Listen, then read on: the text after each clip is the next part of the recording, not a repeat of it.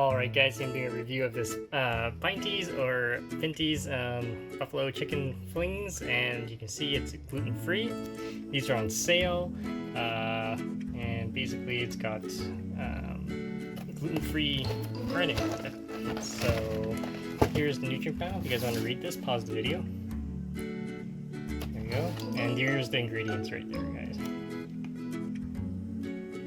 So they use rice starch and rice flour. So, alright, let's open this up.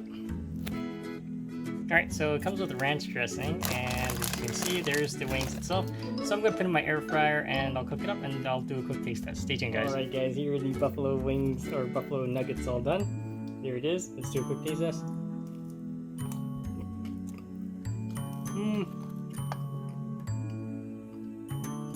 It's got some heat to it. It is seasoned. It's almost a little bit too seasoned for me. It's a little bit salty. I sort of like the regular ones better, but it's still pretty good.